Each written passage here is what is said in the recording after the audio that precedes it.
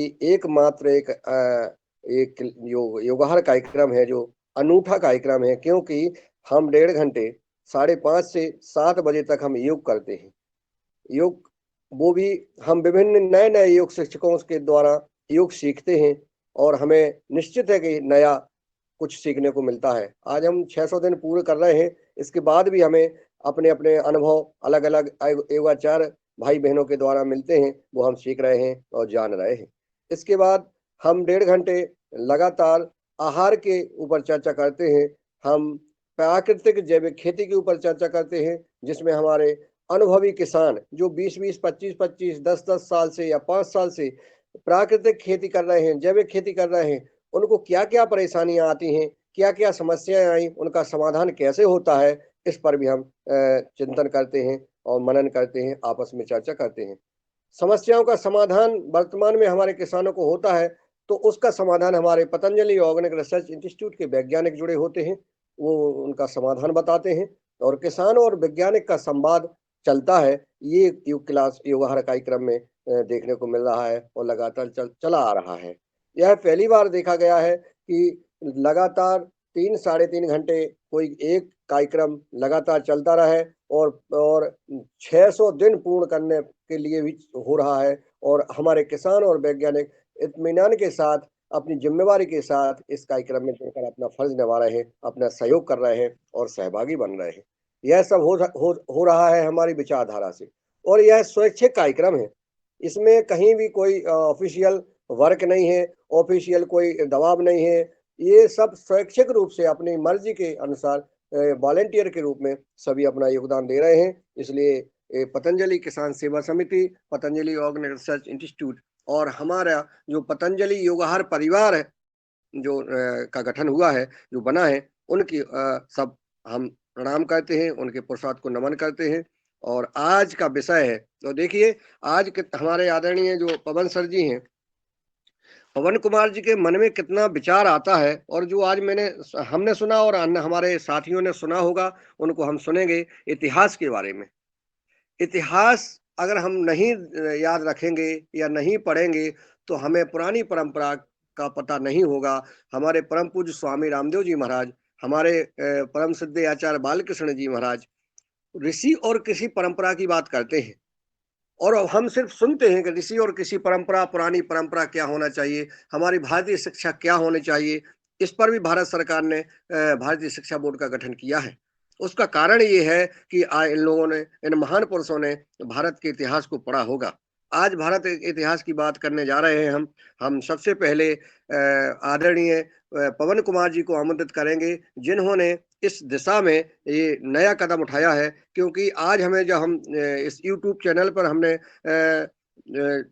अभिजीत चावड़ा को सुना, तो लगा कि कहाँ हम आज तक कहाँ थे, हमने कुछ नहीं जाना और अगर हम अपने भारत के इतिहास को जानेंगे तो निश्चित है हमें वो वीरता आएगी, वो हमें सोच बढ़ेगी और हमारे भारत का जैसा सोने की चिड़िया कहा जाता था, हमारे भारत को में जो पुरानी परंपराएं, जो पुराना इतिहास है, उसको हम जान रहे हैं। तो मैं सबसे पहले आदरणीय पवन कुमार जी को आमंत्रित करता हूं कि वो आए और हम सबका मार्गदर्शन करें, हम सबको दिशा दें कि हमें आज क्या चिंतन करना है, क्या संवाद करना है और कैसे आपके मन में यह विचार आया, क्योंकि आपके मन में जो विचार आते हैं वो अनूठे विचार आते हैं और जो हमारे इस सदन को, इस देश को, इन किसान भाइयों को, वैज्ञानिकों को और समाज सेवकों को दिशा देते हैं। आदरणीय पवन कुमार जी को ससम्मान में आमंत्रित करता हूँ, आए और हम सबका मार्गदर्शन करें। ओम। सभी को सुप्रभात, नमस्कार, ओम। और आज के हमारे योग शिक्षिका स्मिता जी ने बहुत सुंदर योग कराया, संगीतमय योग कराया, आनंदमय योग कराया और आपको बहुत हमारी तरफ से शुभकामनाएं। इसी तरह से आप योग कराते रहें और लोगों को जागृत करते रहें और प्रेरित करते रहें और उनको स्वस्थ भी बनाते रहें। तो आज का बहुत ही सुंदर आनंदमय हमारा योग का सेशन रहा है और आज की जो हम चर्चा कर रहे हैं, आज हम भोजन पर चर्चा नहीं कर रहे हैं, आहार पर नहीं कर रहे हैं।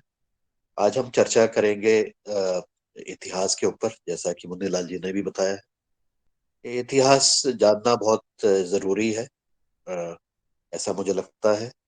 कई बार हमने बातचीत भी की है इस मंच में। तो हमारे पुरातन सनातन जो इतिहास है, उसके बारे में हमें एक कभी कभी, रोज तो हमें चिंतन नहीं करना है, कभी कभी इसके ऊपर जरूर सोचना चाहिए। और प्रामाणिक तथ्यों के आधार पर जो चीजें हमारे भारत में हुई है, इस जो चीजें निकली, जो चीजें सृजित हुई है, और जब भी हम पूजा करते हैं तो हमें आता है जम्बू द्वीप।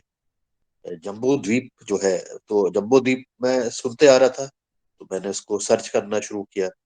तो पता लगा कि पूरा जो नॉर्दर्न हेमिस्फीयर है वो सारा जम्बू द्वीप है। तो ये तो बातें हैं जो कि हमारे ज्योग्राफी में के दृष्टिकोण से हमने जाना, जब हमने इसको पृथ्वी को संरचना संरचना को देखा। तो इस तरह से ये पूरा जो प्रभाव है भारत का, वो पूरे जम्बू द्वीप तक के था, और इस धरती में, और वहां तक के इसकी पहुंच थी। अब इसके साक्ष्य क्या हैं और इसके प्रति अ, हमें क्या बताया गया है, हमने क्या पढ़ा है, उसमें बहुत कुछ ऐसा लगता है कि गैप्स हैं। और जो चीजें हमारे वेदों में लिखी गई है, उसको अगर पढ़ता है और फिर उसको वर्तमान में आधुनिक सोच के साथ उसको लेकर के आगे बढ़ता है, तो लगता है कि हमारे जो हमें इतिहास पढ़ाया गया उसमें बहुत सारे गैप्स हैं, और ये गैप्स को हमें भरने की जरूरत है। तो ऐसे ही जब ये कई बार इस तरह की चीजों को सुनने का मौका मिलता है, समझने का मौका मिलता है, तो मेरे पास एक लिंक आया। यह है अभिजीत चावड़ा जी का, और इनका एक इंटरव्यू था, और यूट्यूब में एक इंटरव्यू आया था जिसमें उन्होंने 10 अनोखी अनूठी कहानियां हमारे भारत के इतिहास के बारे में एक टॉक शो में बताई। तो इसको जब मैंने सुना और इसके बारे में जानकारी ली, तो मुझे लगा कि ये तो वाकई ऐसी चीजें हैं जिसके ऊपर हमें जरूर चिंतन करना चाहिए। और आज का हमारा चिंतन उसी पर ही केंद्रित है।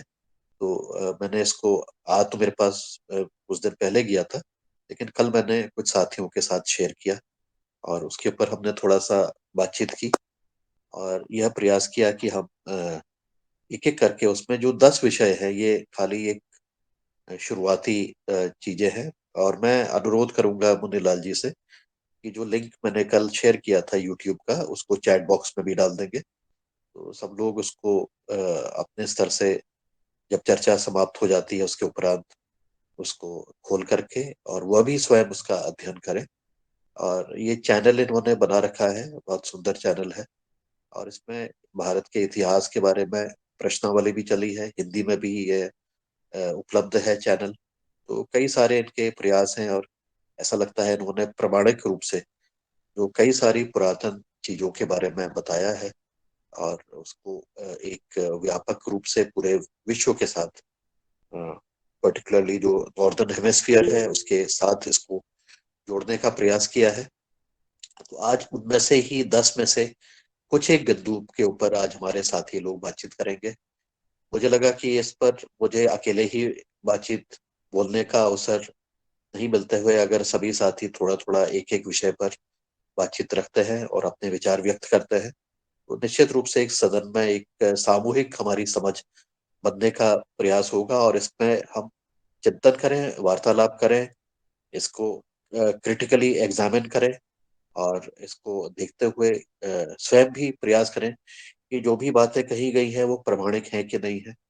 और पूरी अपनी, जब हम संतुष्ट हो जाते हैं, तभी इसके बारे में हम औरों से भी बातचीत करें। उद्देश्य यह नहीं है कि हम किसी चीज को क्रिटिसाइज कर रहे हैं, हम किसी चीज को नकारात्मक रूप से देख रहे हैं, बल्कि हम समझना चाह रहे हैं कि ऐसी और क्या घटनाएं हुई हैं जिसके बारे में आम जनमानस को जानकारी नहीं है। और अगर ये जानकारी होती है तो इसके बारे में हम स्वयं पहले तैयार हों, और स्वयं तैयारी के साथ मानसिक रूप से फिर उसको अपने साथी, दोस्त, मित्र, परिवार, रिश्तेदार, अन्य ऐसी जगह पर बातचीत करते हुए इसके बारे में एक सामूहिक समझ इस विषय पर भी बनाने की जरूरत है, ऐसा मेरा मानना है।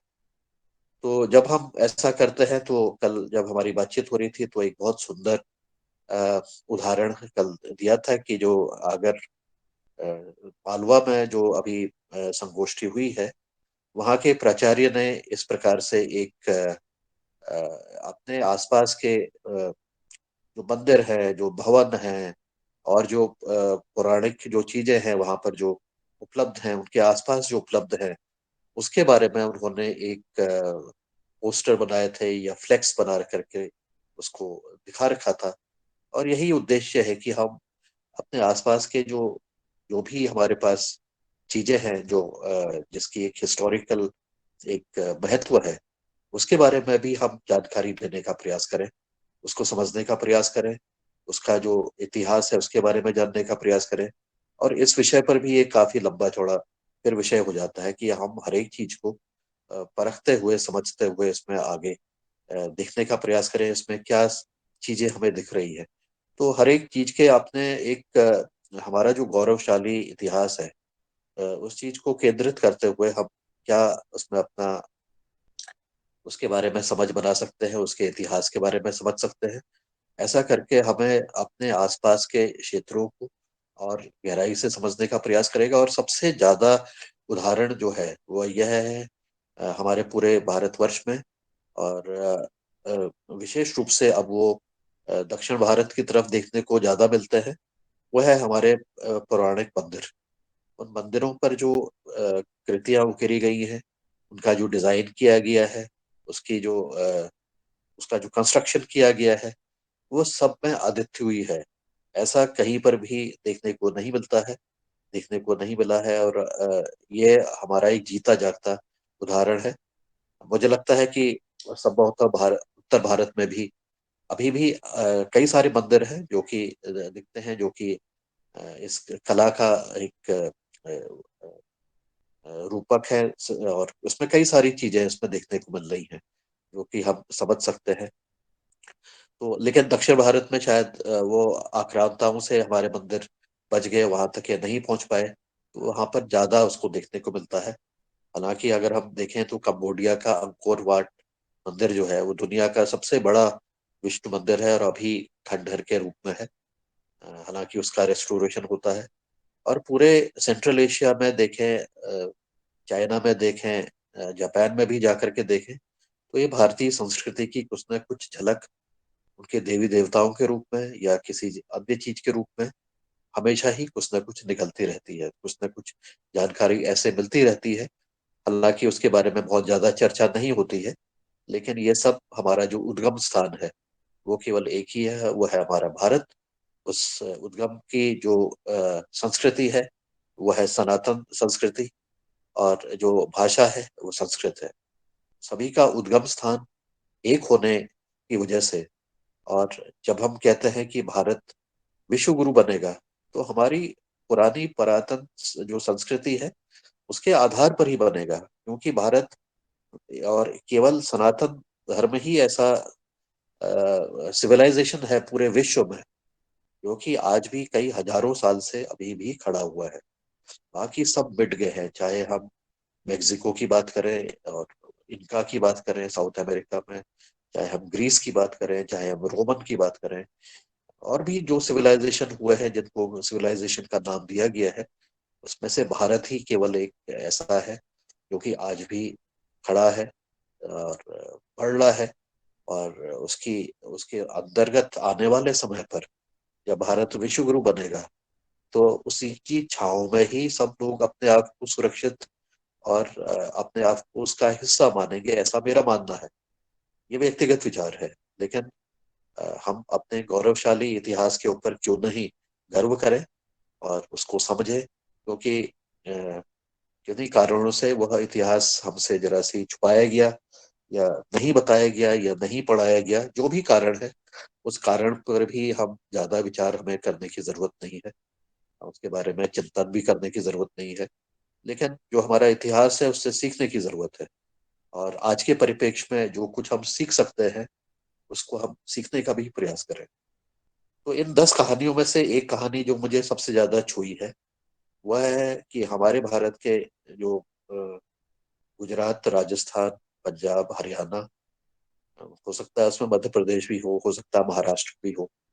तो जब तुर्कों ने यहाँ पर इन्वेजन किया था 11वीं सदी उससे पहले के आसपास के इसमें क्षेत्र में, तो यहाँ के जो हमारे जो आर्टिजन्स हैं, जो कला में निपुण थे, किसी और चीज में निपुण थे, ये उनको, और इसके अलावा महिलाओं को, बच्चों को लाखों की संख्या में बंदी बना करके स्लेव के रूप में अपने साथ ले गए। और अपने साथ ले गए तो कुछ समय तो वहां पर रहे होंगे जहां पर भी वो ले गए। उसके बाद क्योंकि वो संख्या बहुत ज्यादा थी तो उनको फिर छोड़ दिया गया, लेकिन इस शर्त पर छोड़ा गया कि वो वापस भारत नहीं जाएंगे, वो जाएंगे यूरोप की तरफ। यूरोप में जब वो लोग गए कई शताब्दी पहले, तो उनको वहां पर भी एक्सेप्ट नहीं किया गया क्योंकि उनकी वेशभूषा, भाषा सब अलग थी वहां के बाशिंदों के उसमें, और वहां की स्थितियां अलग थी। तो उनको रोमा कहा गया, रोमा, उनको रोमा पीपल कहा गया। और वह लोग आज भी हैं, और आज भी लाखों की संख्या में है। उन रोमा संख्या जो लोग हैं, जो कि जिनका डीएनए हमारे भारत के लोगों से ही मिलता है, वो लाखों की संख्या में पूरे यूरोपियन क्षेत्रों में, और यहाँ तक कि अब अमेरिका में भी और मेक्सिको में भी और साउथ अमेरिका में भी वहां पर भी पाए गए हैं, क्योंकि वो वहां से भी माइग्रेट हुए। तो आज भी वो लोग, हमारा जो डीएनए है, हम कहते हैं कि हमारे लोग पढ़ने के लिए विदेश चले जाते हैं, लेकिन ये लोग तो कई सैकड़ों सालों से वहीं रह रहे हैं, वहीं को वहीं पर वो आज भी रह रहे हैं। और उनमें से कई लोग बहुत गौरवशाली भी हुए हैं, जिनका नाम उन्होंने कमाया। लेकिन इन लोगों को हमेशा ही सेकंड क्लास सिटीजन्स के रूप में वहां पर दर्जा दिया गया। और उसका जो द्वितीय विश्व युद्ध में जो जर्मनी में हॉलोकास्ट हुआ, जिसमें उन्होंने कहा कि ज्यूज को मारा गया है, लेकिन जो जो यहूदी थे, लेकिन यहूदी के साथ साथ वहां पर जो ये रोमा कम्युनिटी थी, जो कि भारतीय थे, मूल जिनका भारतीय था, वही उनको भी वहां पर प्रताड़ना दी गई और उनको भी समाप्त किया गया कई लाखों की संख्या में। तो ऐसे लोग हमारे पास अभी भी हैं, और जिसको हमारे डीएनए के साथ बहुत क्लोजली उनका लिंक है। और उनको जिप्सी कहा जाता था, जिप्सी कहते थे एक जमाने पर, और उसके बारे में उनका पूरा इतिहास दर्ज है। तो यह हम जो वीडियो अभी शेयर किया है मुन्नीलाल जी ने, उसमें शायद चौथे पांचवे उनका जो वो है सेक्शन है, उसमें इन रोमा कम्युनिटी के बारे में भी बताया गया है। तो इसको नाम दिया गया 10 क्रेजी स्टोरीज फ्रॉम इंडिया। 10 ऐसी कहानी है जो कि पागल, जिसको लोग कहते हैं कि ये पागल है, ये ऐसा नहीं हो सकता है। तो ऐसी कहानियों के बारे में उसका दिया गया है, वर्णन किया गया है। तो आप सब लोगों से अनुरोध है कि आपको जब भी समय मिले आराम से, और जरूरी नहीं कि एक ही बार में आप देखें, धीरे धीरे करके भी देख सकते हैं।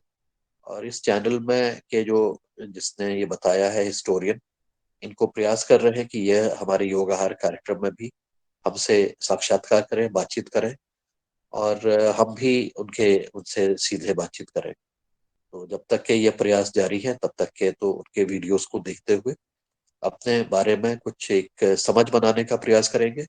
और आने वाले समय पर जब भी ऐसा मौका मिलेगा तो सीधे बातचीत भी करने का प्रश्न वो लेते हैं कई बार, ऑनलाइन कार्यक्रम में प्रश्न लेकर के बातचीत करते हैं। तो हम उनसे भी जुड़ने का प्रयास करेंगे, समझने का प्रयास करेंगे। लेकिन सारे जितने भी हम समझे, जो भी चीज हम करें, उसमें प्रामाणिकता को जरूर जांचें। अगर हमारे मन में कोई भी शक है कि कोई चीज बताई गई है और वो प्रमाणिक नहीं है, तो उसके बारे में प्रश्न करना है, उसके बारे में जानकारी अपने स्तर से भी लेने का प्रयास करना है। आजकल बहुत सारी चीजें इंटरनेट पर अवेलेबल हैं, उपलब्ध हैं, तो सभी लोग उसमें से भी जानकारी लेने का प्रयास करेंगे। तो बहुत अच्छा रहेगा। हमारे सीखने सिखाने का ये जो कार्य है, ये लगातार ऐसे ही चलते रहेगा, और हम इस प्रकार से एक दूसरे को सहयोग करते हुए आगे बढ़ने का प्रयास करेंगे। तो आज का मेरा तो यही वक्तव्य है। और मैं अब अनुरोध करूंगा मुन्नीलाल जी से, तो एक एक करके हमारे जो साथी जिन्होंने ये वीडियो देख लिए हैं वो आप बुलाने का कष्ट करें, और साथ में अपनी बात भी बताएं, और हम एक साझा समझ के साथ आगे बढ़ते हैं। इतना कह के मैं अपनी वाणी को विराम देता हूँ। आप सभी को धन्यवाद। नमस्कार। ओम।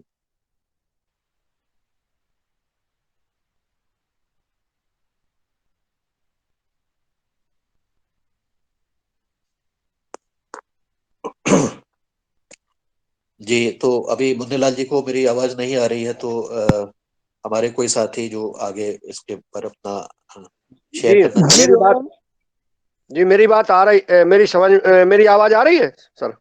हाँ जी, हाँ जी, बिल्कुल बिल्कुल। जी सर, मैं ये कह रहा हूँ सर कि चूंकि योगाहार कार्यक्रम में बढ़ा चढ़ा के बात और ये करने के लिए आपने बिल्कुल टोटल सबको मना किया है, तो मैं भी बढ़ा चढ़ा के बात नहीं कर रहा हूँ। परंतु जो ये विचार आए हैं आज, वे विश्व भारत को विश्व गुरु कैसे बनाना है और कैसे बनेगा, जो ये आज चैनल में हम सबको आपने जो निर्देश मतलब मार्गदर्शन दिया है, सुझाव दिया है, ये छोटी बात नहीं है। क्योंकि आज तक हमने इस ओर ध्यान नहीं दिया है, अपने इतिहास को नहीं जाना है। लेकिन आपके मन में कैसे ये विचार आए, ये हमारी समझने और सोचने की बात है कि अगर हम सब के मन में ऐसे विचार आते हैं तो ये देश हमारा वाकई में विश्वगुरु बनेगा। क्योंकि आज हमने जो सुना है चैनल में, तो ये आज तक हमने जाना ही नहीं था। हमने जब हम प्राकृतिक और जैविक खेती की चर्चा करते हैं, अभी तक हम आहार की चर्चा करते आए हैं, तो हमने यही चर्चा की है कि फलाना किसान ऐसा काम कर रहा है, ढिकाना किसान ऐसा काम कर रहा है। तो इतिहास को हमने सुना है। आज हमने अपने भारत के इतिहास को, अपनी सभ्यता को नहीं जाना था। इसलिए हम आज इस सदन की ओर से आपको प्रणाम करते हैं, आपके विचारधारा को प्रणाम करते हैं कि आपके मन में ये विचार आए, आप हम सबको दिशा दे रहे हैं। इसलिए हम सब आगे बढ़ रहे हैं और हम सब भाई बहन इस YouTube चैनल को जरूर सुने और आपने क्या जाना, ये सदन में आप अपना विचार रखने का कष्ट कर रहे हैं। मैंने जब सुना कि भूकंप आया, महाभारत काल में यह उल्लेख है कि भूकंप आया, और जो भूकंप आने के बाद जो द्वारका का जो हमें मिला, द्वारका नगर मिला है, उसका एक प्रमाण है। ये हमने अभी इसी चैनल में सुना था। तो एक जो प्रमाण हो गया कि हमारे हड़प्पन की जो कहानियां हैं, 55,000 साल पुरानी जेनेटिक की जो बात इसमें आदरणीय अभिजीत चावड़ा जी ने कहा है, ये विभिन्न जो स्टोरियां हैं, अब हमें लगता है कि ये बिल्कुल सही है हमारे हिसाब से, और हम सबको इसको जानना चाहिए। और मैं चाहूंगा आदरणीय डॉक्टर किशोर दुबे जी को कि वो आए और वो भी अपना मार्गदर्शन इस सदन को रखें। आदरणीय डॉक्टर किशोर गंगासागर दुबे जी। धन्यवाद मुन्नीलाल जी। सबसे पहले तो यह जो सब्जेक्ट रखा गया है उसके लिए मैं पवन जी का आभार व्यक्त करते हूँ। योगाहार में आहार की जो बात है वो सिर्फ शारीरिक आहार की बात नहीं है, तो एक मानसिक आहार की, बौद्धिक आहार की भी बात होती है। आज के डिस्कशन से यह साबित हो गया है कि हमारे जो भी कार्यकर्ता है या जो भी किसान है, वैज्ञानिक है, विचारक है, उन सबकी बौद्धिक स्तर भी है वो भी बढ़ाया जाए, समझाया जाए, अपनी समझ पक्की की जाए। तो भौतिक आहार के साथ बौद्धिक आहार देने का जो काम हो रहा है, इसके लिए मैं फिर से पवन सर को धन्यवाद देता हूँ। बात रही इस हिस्ट्री की कि शॉकिंग 10 स्टोरीज करके, ऑफ हिस्ट्री करके ये जो बात है जिसकी प्रस्तावना आदरणीय पवन जी ने कर दी है, उसको मैं दोहराऊंगा नहीं। उसमें करीबन 10 कहानियां अलग अलग प्रकार की दी है। हालांकि कल हमारी बात हुई थी थोड़ी सी, तो उसमें हमारे कई साथियों ने अलग अलग कहानियां जो वो प्रस्तुत करेंगे शायद, उसमें से कोई भी एक दो के बारे में मुझे कहने का अवसर जो मिला है, वह तो 2 चीजों के बारे में मैं बोलूंगा। सबसे पहले तो इसकी 7वीं कहानी है चाइना के बारे में। चाइना के बारे में इसलिए भी मैंने, कहानियां तो मैंने सब पढ़ ली, लेकिन 2 ही कहानियों के बारे में मैं यहाँ पे आज पेशकश करूंगा ताकि हमारे सभी साथियों को भी मौका मिले कि चाइना, तो चाइना के बारे में इस एपिसोड में कहा गया है कि गत 3000 वर्ष में चाइना और इंडिया के रिलेशंस खराब नहीं थे, बहुत अच्छे थे। फिर खराब कब से हुई भी? तो खराब हुए हमारी 1947 में स्वतंत्रता जब मिली तब से। क्या वजह थी? वजह ये थी कि इंडिया ने जो अपनी बॉर्डर्स को मार्किंग करना था, वो बॉर्डर्स को मार्किंग नॉर्थ में नहीं किया गया था। जो एपिसोड में कहा गया है वही मैं बात रखता हूं, मेरे मन की बात नहीं। आप सुन सकते हो, देख सकते हो। उसके बारे में आगे कहा गया कि भाई तो फिर बॉर्डर को अगर नहीं मार्किंग किया गया तो उससे क्या बिगड़ा? तो उससे बिगड़ा ये कि फिर कहीं ना कहीं देश में चर्चा चली कि भाई हमारी बॉर्डर्स तो कम से कम तय की जाए। 1955 में जब मार्किंग करना शुरू कर दिया, तब से एक्चुअली कन्फ्रंटेशन जिसको बोलते हैं हम, तब से बात शुरू हो गई। क्योंकि 1955 में जब बॉर्डर अपने तय करना शुरू कर दिया तो चीन ने भी अपना दावा बता दिया और अक्साई चीन करके वहां पे उन्होंने अपनी जो बॉर्डर है वो बॉर्डर बनाना शुरू कर दिया। तो हम कहते थे ये भाई हमारा प्रदेश है, चाइना बोलता था हमारा प्रदेश है। तो एक्चुअली कन्फ्रंटेशन जो है, जो मानसिक लड़ाई की बात शुरू हो गई, वो 1955 में शुरू हो गई। आगे इसमें कहा गया है कि उसको ये जो मसला है, ये मसला सुलझाया नहीं गया और जिसका नतीजा 1962 का वार हुआ है। उस वार के बारे में भी कहा गया है कि वार भी इतने बुरी तरह हम नहीं हारते। तो उसकी वजह क्या है भी? तो उसकी वजह बताया गया कि हमारे पास में एयरफोर्स था, लेकिन उस समय के प्रधानमंत्री जी जो नेहरू जी थे, उन्होंने एयरफोर्स का उपयोग नहीं किया गया। और एयरफोर्स का उपयोग नहीं करने से निश्चित रूप से आज जो हम बोलते कि हुई हमारी हजारों किलोमीटर की जो भूभाग है वो चाइना को मिल गया है। तो उसकी वजह ये भी एक दी गई कि एयरफोर्स का उसमें उपयोग नहीं किया गया। इसलिए एक रीजन ये भी बताया गया कि भाई ये जो विस्तारवादी भूमिका है ये वहां के कम्युनिस्ट पार्टी की है, जो कम्युनिस्ट सरकार वहां पे चला रही है। तो कम्युनिस्ट पार्टी की विस्तारवादी नीति होने की वजह से ही चाइना की जो बॉर्डर 12 देशों की है, हम अभी सब जानते, तो हर जगह पे उनके जो झगड़े चल रहे हैं तो वो कम्युनिस्ट पार्टी की विस्तारवादी नीति है, उसकी वजह से हो रही है। इसके साथ चाइना के संदर्भ में जो बात इस वीडियो में आई है, उनका कहना था कि कई सारी चीजें भारत में बहुत अच्छी थी और भारत में इतनी अच्छी थी, यहाँ पे एंशियंट इंडियन एजुकेशन सिस्टम जो छठा एपिसोड है उसके बारे में बाद में बोलने वाला हूँ। तो वहां पे इतनी अच्छी सिस्टम थी कि विदेशों से लोग पढ़ने आते थे, और विदेशों से लोग पढ़ने जो आते थे उसमें चाइना के भी कुछ लोग आते थे। तो चाइना के जो एक राजा थे, उनको लगा कि भाई ये तो बहुत अच्छा यहाँ पे ज्ञान है। तो उन्होंने बुद्धभद्र नाम के एक व्यक्ति को चाइना लेके गए। वहां पे उनको एक मंदिर बनवाया गया और वहां पे उनको रहने के लिए बोला, और उनको सिर्फ एक काम सौंपा गया कि भाई ये जो भी भारत में आप अच्छे अच्छे विषय आपके पास में है उनका ट्रांसलेशन करवा दीजिए हमारे चाइनीज में। तो ट्रांसलेशन का काम चलते रहा। बुद्धभद्र का देहावसान होने के बाद बोधि धर्म नाम के एक साधु उनकी रिप्लेसमेंट के लिए लाए गए, उन्होंने भी अपना काम चालू कर दिया। लेकिन उसी समय कुछ ऐसी स्थिति हो गई कि उनके जो फॉलोअर्स थे, और तो उसमें कुछ यानी जो समझदारी थी वो समझदारी के बारे में कुछ मनमुटाव हो गया। और वहां पे जो जो डिसाइपल्स जनता को समझाते थे उनके बारे में कि भाई वहां पे कन्फ्रंटेशन होने लग गए। तो फिर वहां पे बताया गया कि आपके जो जो फॉलोअर्स है उनको जरा फिजिकली स्ट्रांग किया जाए। और तो फिजिकल स्ट्रांग करने का जो अभ्यास था, वो अभ्यास भी ये बोधि धर्म नाम के जो गुरु थे उन्होंने शुरू किया, और जिसको मार्शल आर्ट कहा जाता है। आज मार्शल आर्ट या मार्शल आर्ट का गुरु भी इस तरह से भारत ही है, क्योंकि बोधि धर्म जो गुरु थे वो भारतीय थे। तो मार्शल आर्ट की देन भी दुनिया को भारत के तरफ से ही है, यह भी उस एपिसोड में कहा गया है। ये हुई चाइना से रिलेटेड 7वें एपिसोड की मुख्य बात है। छठा एपिसोड जो है बहुत इंपॉर्टेंट एपिसोड है, जो एंशियंट एजुकेशन सिस्टम के बारे में बताता है कि हमको जो कहा जाता है कि भाई हिंदुस्तान में तो शिक्षा ही नहीं थी, और शिक्षा जो शुरू की वो तो अंग्रेजों ने की। इस एपिसोड में जो बताई गई मुख्य बातें हैं कि ऐसा नहीं है। भारत में शिक्षा के बारे में और उसका स्टैटिस्टिक्स जो था उसके बारे में धर्मपाल नाम के एक विचारक थे। उन्होंने 19वीं सदी के उन्होंने इंडियन एजुकेशन सिस्टम का अध्ययन किया और इंडियन एजुकेशन सिस्टम का अध्ययन करने के बाद में उन्होंने जो बातें वहां पे डॉक्यूमेंट की है कि भारत में शिक्षाएं जो दी जाती थी उनका स्थान मंदिर था।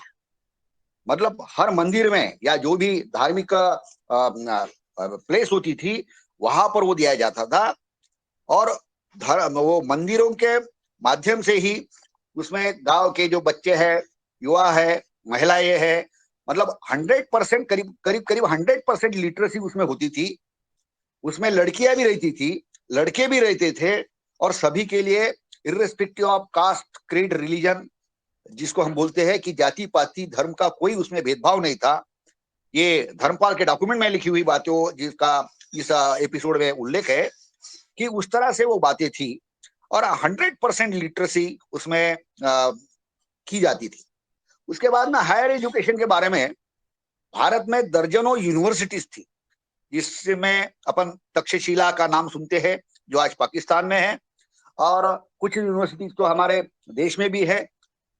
तो ये एजुकेशन सिस्टम जो थी वो एजुकेशन सिस्टम के जरिए बहुत हायर एजुकेशन जिसको बोलते हैं वो एजुकेशन भी पढ़ाया जाता था और वो पढ़ने के लिए देश विदेशों से कई लोग आते थे।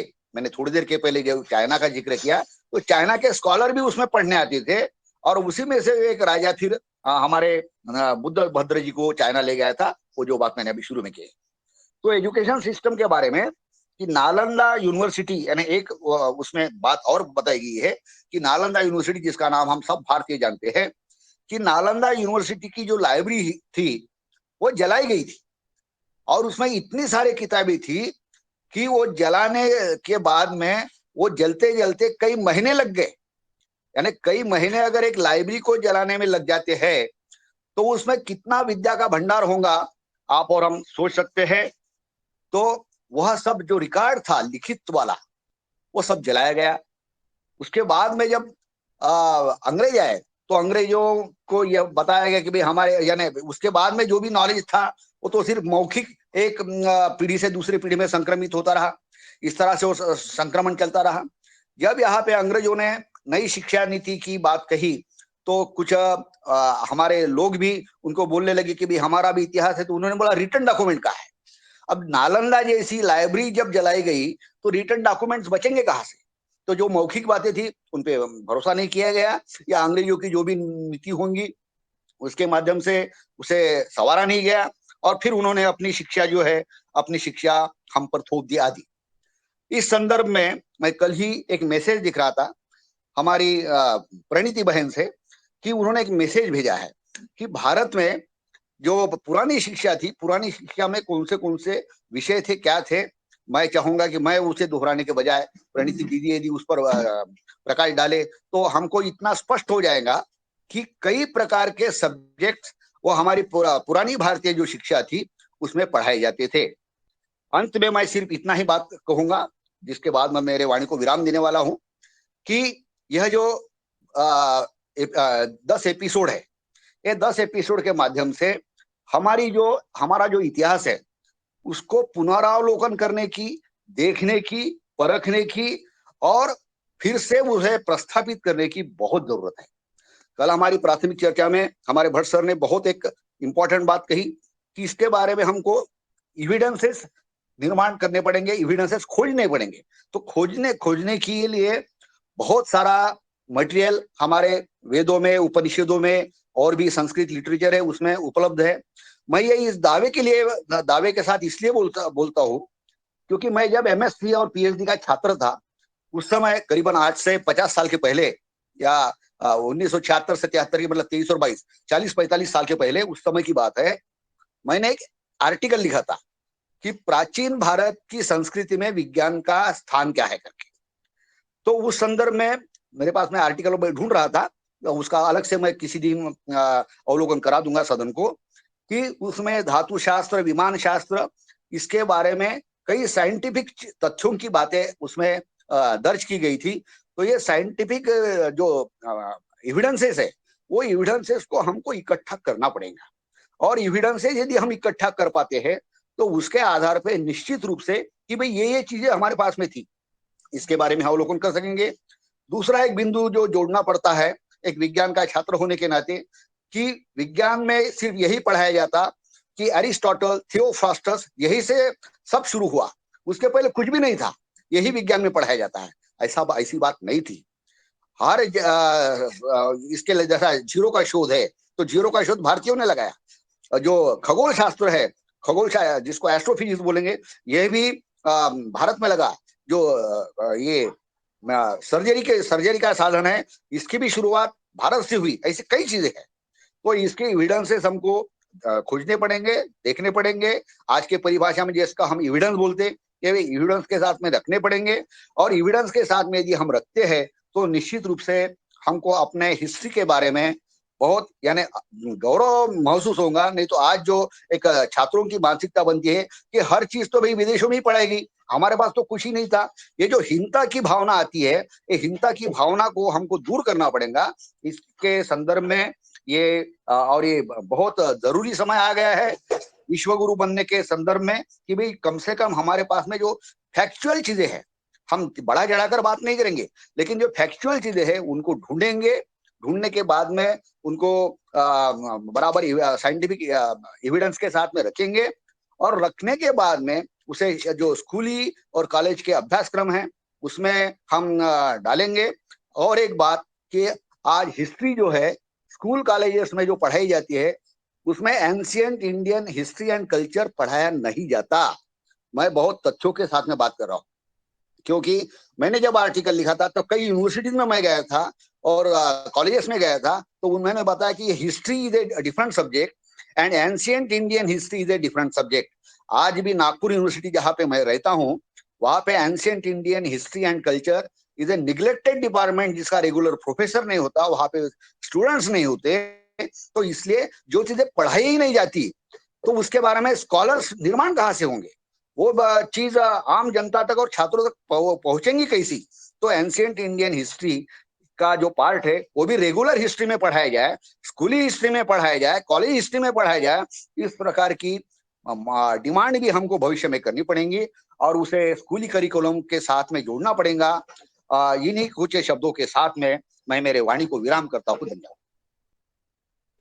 धन्यवाद आदरणीय डॉक्टर साहब, आपने महत्वपूर्ण मार्गदर्शन सदन को दिया है और जो आपने संबोधन किया है वो बहुत महत्वपूर्ण, को नमन करता हूँ। और जैसा कि आपने बताया है, इतिहास, भारत के इतिहास के बारे में आपने पढ़ा है और आगे भी आप हमें मार्गदर्शन करते रहेंगे। सदन ने आपको सुना है, सदन ने आदरणीय पवन सर को सुना है। अगर किसी के कोई मन में कुछ सवाल है जैसे अभी, तो हमें सिर्फ सवाल कर सकते हैं, नहीं तो फिर हम अगले वक्ता को हम सुन लेंगे। अगर कोई कुछ इस कमेंट पे बोलना चाहता है, सुझाव देना चाहता है, कोई सवाल करना चाहता है तो सादर आमंत्रित है। अब मैं अगले वक्ता के रूप में आदरणीय डॉक्टर विनोद भट्ट जी को, जी शैलेश यादव जी बोलिए। ओम जी। सर, जैसा कि शिक्षा पे बात चल रही थी, आज डॉक्टर किशोर दुबे जी ने भी और सर ने भी बात करी, तो मैं कहूँगा ये भारतीय शिक्षा परिषद जो नई एक शिक्षा नीति भारत सरकार द्वारा लागू की गई है और जिसका जिम्मा शायद पतंजलि परिवार को ही दिया गया है, तो इससे जुड़ने के लिए, इसमें हम समय देने के लिए, हालांकि मैं भी पेशे से एक शिक्षक हूँ, तो मैं इससे जुड़ना चाहता हूँ, तो मुझे कहाँ क्या करना पड़ेगा कि मैं इस संस्थान से जुड़ सकूं? ओम जी। धन्यवाद शैलेश जी, आपके मन में ये विचार आए हैं। परम पूज्य स्वामी जी ने आह्वान किया है, अभी पाठ्यक्रम बन रहा है और लगभग अगले सत्र में ये शुरुआत होगा और ये पूरे भारत में भारतीय शिक्षा बोर्ड के फ्रेंचाइजी और इनके संस्थान, इनके स्कूल, जो प्राइवेट स्कूल चल रहे हैं, जो भी संस्थान चल रहे हैं, उनमें यह पाठ्यक्रम लागू होगा और इसमें आप बिल्कुल स्वतः जुड़ सकते हैं। आपका स्वागत है। और इस पर भी आप चूंकि संगठन से आप जुड़े हैं, आपको मैसेज मिलते रहेंगे, तो आप इसके विषय पर भी संवाद करते रहेंगे। और ये आने वाला समय जुलाई से ये लागू हो जाएगी और कहीं भी देश के हर कोने कोने में, गांव गांव तक ये भारतीय शिक्षा बोर्ड के जो है स्कूल खुलने वाले हैं। जी धन्यवाद आपका। अब मैं आदरणीय डॉक्टर विनोद भट्ट जी को सादर आमंत्रित करता हूं कि वो आए और सदन में अपना मार्गदर्शन प्रस्तुत करने का कष्ट करें। जी ओम नमस्कार।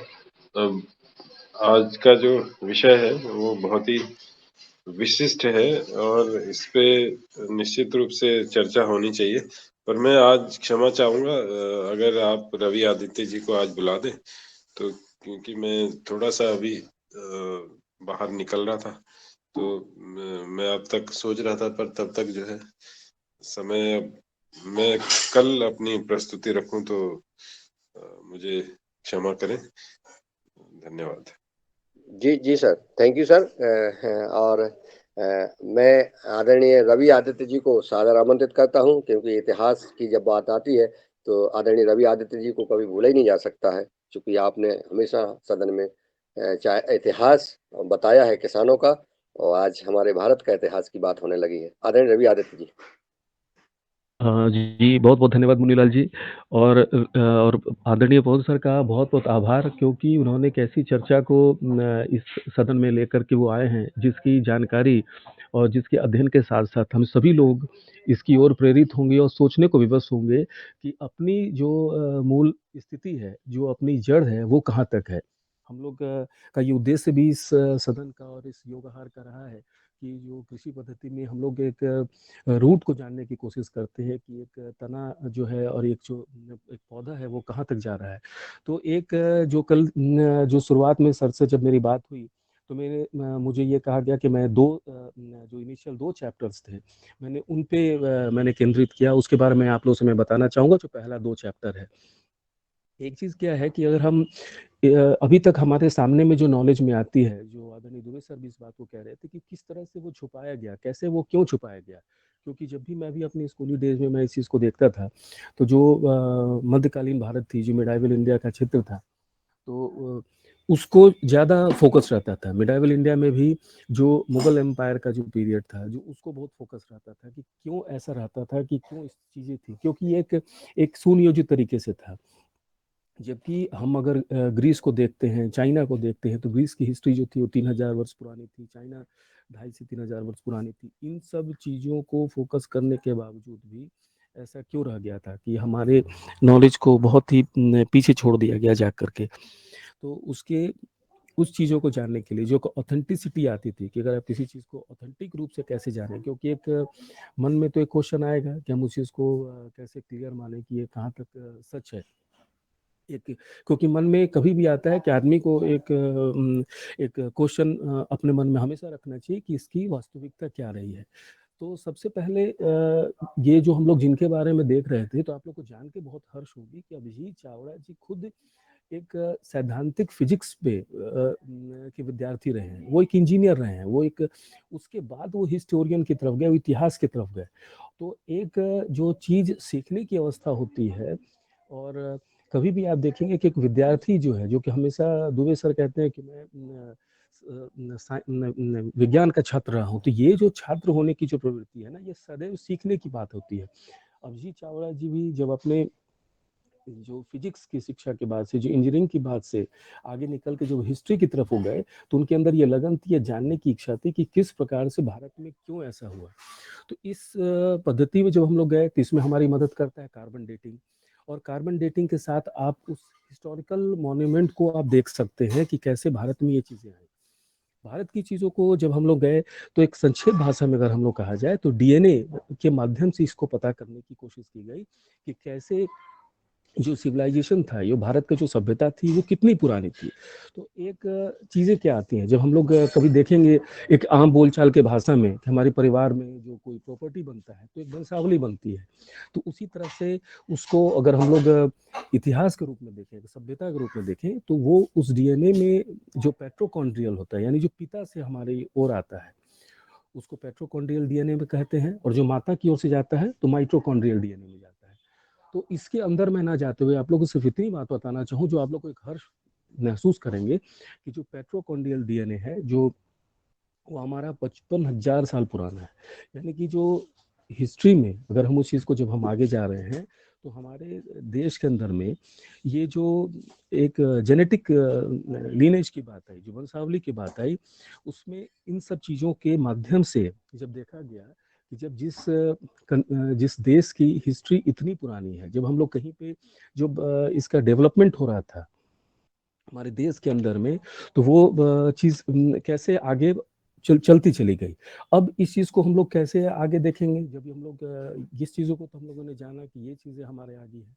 तो एक हैप्लोग्रुप होता है एफ में, जब आप इसको गूगल पे सर्च करेंगे तो हैप्लोग्रुप क्या होती है, वो वंशावली को जानने की एक पद्धति होती है। तो इसमें एक हैप्लोटाइड्स एक ऐसा ग्रुप माना गया जो कि आप उसको जब एक मैप में उन्होंने भी दिखाया, और आप गूगल पे भी सर्च करके देखेंगे तो आपको लगेगा कि पूरे जो विश्व के मानचित्र पे ये लगभग 90% ये इस प्रकार से हैप्लोग्रुप एफ जो है वो दिख रहा है।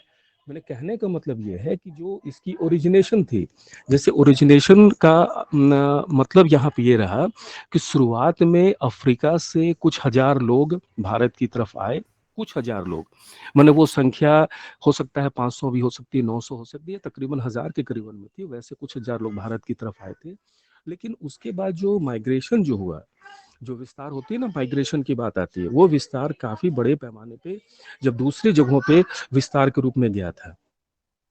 तो एक जो भारत के लिए हमेशा थी, जिसकी शुरुआत जो थी कि हम लोग अपने डेवलपमेंट एज में देखें, क्योंकि हम लोगों ने इस चीज़ को जाना कि भाई हमारी हिस्ट्री बहुत ही पुरानी थी। और जैसे अभी दुबे सर अपने 6-7 चैप्टर के बारे में बता रहे थे कि शिक्षा पद्धति के बारे में, तो भारत की सबसे पौराणिक ग्रंथ में ऋग्वेद थी। तो जो स्क्रिप्ट होती थी ना, अगर स्क्रिप्ट में जो संस्कृत स्क्रिप्ट थी, तो संस्कृत स्क्रिप्ट की भी चर्चा, सारी नॉलेज हमारे पास आ रही है। तो जब हम लोग इस डेवलपमेंट स्टेज में जो हमारा विकास हो रहा था, तो उसमें अगर आप लोग कभी भी एक इंटरेस्ट में कभी म्यूजियम में जाएं, कभी आप देखें, तो एक हरियाणा में एक जो खुदाई में निकला, वो भिराना एक उस वक्त का जो हमारा सिंधु घाटी सभ्यता में, जहाँ मोहनजोदारो हड़प्पा की सभ्यता की बात आई थी, उससे संबंधित वो सिंधु वैली के कहीं क्षेत्र का था। तो एक चीज़ें जब वहाँ पर वो खुदाई में निकलती आई, हमारे सिविलाइजेशन की बात आई कि हम इतने पुराने सिविलाइज्ड कंट्री से में हम रहे, हमारे देश का ऐसी स्थिति रही, तो आपको लगेगा कि दो चीजों को प्रासंगिक माना गया। एक तो हमारा ऋग्वेद था, तो ऋग्वेद में सरस्वती माता का जिक्र था कि उस वक्त बताई गई थी कि बहुत बड़ी नदी है, जो सिंधु नदी से भी, गंगा नदी से भी, मानी ऐसी बड़ी नदियों का जिक्र उसमें है। लेकिन एक जो उन्होंने नेचर जनरल का जिक्र किया, उसमें ये उन्होंने बताया कि ये जो है 6000 बीसी के बाद ये धीरे धीरे ये कम हुई और विलुप्त हुई। मतलब ये कहने का मतलब था कि अगर हम लोग एक इस एज को भी देखते हैं, एक, तो उस एज में भी जो इस वैदिक संस्कृति की जो आयु थी, वो मानी जा रही थी 8000 से 10,000 वर्ष पूर्व। यानी जिस वक्त ये स्क्रिप्ट लिखी जा रही है, जिस वक्त ये चीजें हमारे देश के बारे में बताई जा रही हैं, वो चीजें इस बात की साक्ष्य खुद ब खुद थी। लेकिन ये क्योंकि हमारे सिलेबस से बाहर था, कभी हमारे लिए या हम जैसे लोगों के लिए या किसी बच्चों के लिए उस चीज में जानने की बात ही नहीं होती थी। ना तो इससे कोई शिक्षक होते थे, ना कोई जानने की ललक होती थी। जब तक आपके अंदर वो खोजी प्रवृत्ति नहीं होगी, जब आप सीखने की इच्छा नहीं रखेंगे, तो ये चीज़ें हमेशा से शून्य हो जाएगा। और इंटरेस्टिंग पार्ट क्या दिखाएगा, जो विजुलाइज थी हमारे सामने, कि आप ताजमहल जाकर देख लें, आप जाकर के लाल किला आप देखें, तो इन सब चीज़ों को ज़्यादा ही फैब्रिकेट किया गया, ज़्यादा बताया गया, प्रकाशित की गई। अब हम लोग चले आते हैं हमारे सिविलाइजेशन के जो चैप्टर के 2 वाले पार्ट में थे, उसमें हमारा हड़प्पन सभ्यता के बारे में बताया गया था कि वो सभ्यता इतनी प्लान थी, इतनी अच्छे तरीके से की थी उस जमाने में, कि अगर आप कल्पना न करें कि उस वक्त में बहुमंजिली इमारतें बनती थी, मतलब 5th-6th फ्लोर तक वो चली जाएं, ड्रेनेज की सिस्टम थी, यानी ऐसा सिस्टम था जो ऊपर से नीचे तक की ओर में, यानी कि अगर आप मन में अगर आप सोचें कि भाई नीचे में अगर उस तबके के लोग बनाए गए जो खेती किसानी से जुड़े हुए थे, जो सामाजिक व्यापार कर रहे थे, और वैसे लोग जो राजा परिवार से थे या जो दूसरे लोग भी थे, जिसको आप जैसा भी उसको करें, तो उस तरह की सिस्टमैटिक पद्धति थी। यानी पूरे शहर में, पूरे उस देश में, यानी उस एरिया में कहीं भी ड्रेनेज के लिए, पानी के लिए और किसी तरह के लिए नहीं थी। यानी वो लोग टीन का भी प्रयोग मध्य एशिया से लाके करते थे। तो एक चीज़ जो हमारे लिए जो डॉक्यूमेंटेड होती है, जो अभी के संदर्भ में कहें कि जो आदरणीय पवन साहब हमेशा एक चीज़ को करते हैं कि आप डॉक्यूमेंट कर दें। तो उस वक्त की जो डॉक्यूमेंटेशन थी, जो शिक्षा पद्धति थी, जो हमारे लिए एक प्रमाण था कि आप इस चीज़ में कितने आगे आप जा रहे हैं।